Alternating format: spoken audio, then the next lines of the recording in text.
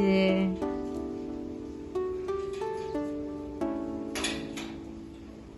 কোথায় যাস কোথায় যাস? হ্যালো বন্ধুরা, কেমন আছো সবাই?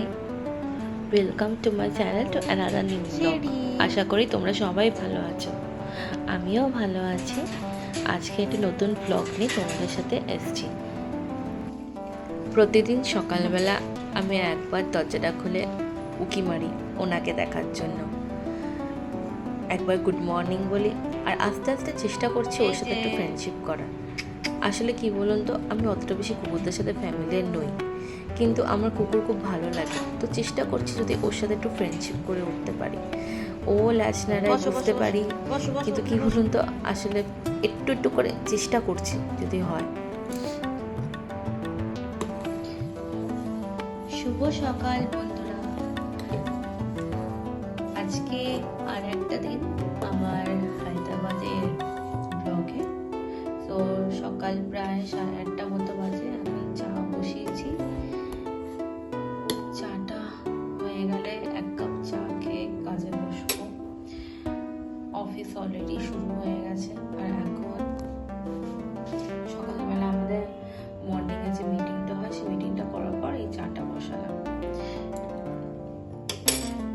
এই নিয়ে হলো আমার 3 বার চা খাওয়া।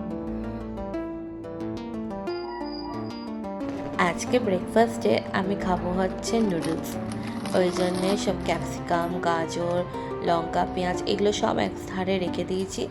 এগুলো সব কিছু ছোট ছোট করে পিস করে কাটবো আর এই নুডলসটা বানিয়ে ফেলবো। তোমাদের কার কার এই নুডলস খেতে ভালো লাগে আমাকে অবশ্যই জানিও। তো এখানে আমার নুডলস তৈরি হয়ে গেছে, আর এখানে আমি ডিম সেদ্ধ বসিয়েছি। তো সকালবেলার ব্রেকফাস্ট আমাদের বানানো হয়ে গেছে, একটু পরে খাবো, তাই এটা একটু ঢেকে রাখছি, একটু গরম থাকবে। আর ডিমটা সেদ্ধ হয়ে গেলে তারপরে আমরা খেতে বসবো।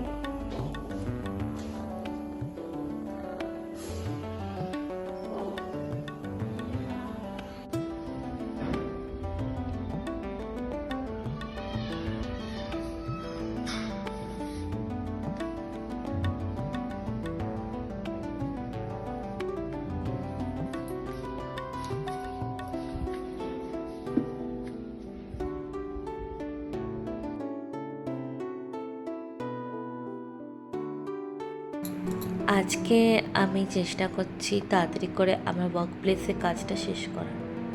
আসলে কেন বলুন তো, কারণ আজকে আমরা দুজনে মিলে যাব হচ্ছে পুষ্পা 2 দেখতে। তো ওই জন্যে আমরা চেষ্টা করছি তাড়াতাড়ি করে নিজেদের কাজটা র্যাপ আপ করে নেওয়া। আসলে পুষ্পা 2 বেরিয়েছিল ডিসেম্বরের 6 তারিখে। তো আমাদের ইচ্ছা ছিল যে কলকাতা থেকেই দেখে আসবো, কিন্তু আমাদের দুজনের হয়নি। কারণ আমার আসলে বিয়ের আগে একটা কাজের চাপ এতটা পরিমাণে গেছে যে আমরা কলকাতা থেকে হায়দ্রাবাদে আসবো, তার জন্য যে সব প্যাকিং করা, অনেক কিছু মানে জিনিসপত্র গুছানো, এইগুলো সব করতে না গিয়ে আমাদের আর সময় হয়নি। তো ওই জন্য আমরা দুজনেই ঠিক করলাম যে একেবারে হায়দ্রাবাদে এসে তারপরে যাব। তো ওই জন্যে আজকে আমরা টিকিটটা কেটেছি। এবার চলো তোমাদেরকে আমি বলি যে হায়দ্রাবাদের টিকিটের দাম কেমন। এই যে আমরা কলকাতাতে এরকম 200-250 টাকার মধ্যেও যে একটা ভালো মানে কোনো একটা ভালো মলে বলো বা কোনো একটা ভালো মাল্টিপ্লেক্সে যে আমরা মুভি দেখতে চাই, কিন্তু হায়দ্রাবাদে এখানে কিন্তু টিকিটের দাম কিন্তু কস্টলি। আমি এটা দ্বীপের কাছ থেকে শুনেছি যে এখানে নাকি সিনেমা দেখতে গেলে একটু কস্টলি হয়। আমরা দুজন অ্যাট্রিয়াম মল, যেটা গচিবৌলিতে আছে, সেখানে আমরা টিকিটটা কেটেছি। আর বুকমাই শোতে যখন ওইখান থেকে আরও কম প্রাইসের মধ্যে যখন আমরা টিকিটের দাম খুঁজছি, তো 200-250 তো ভাবার মতো নয়। এখানে তো কোনো 200-250 কথার কোনো মানে ইয়েই নেই, কোনো টিকিটই হয় না। প্রত্যেকটা টিকিটের স্টার্টিং প্রাইসই 390 অথবা 395 থেকে।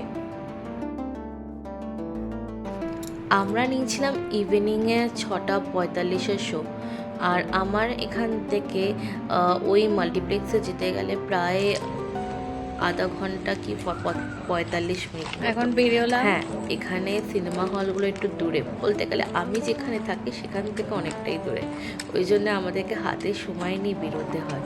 তো এই বিকেল 5:30টার সময় পুরো র্যাপ আপ করে নিয়েছি দুজনের কাজ, আর অলরেডি বেরিয়ে গেছি।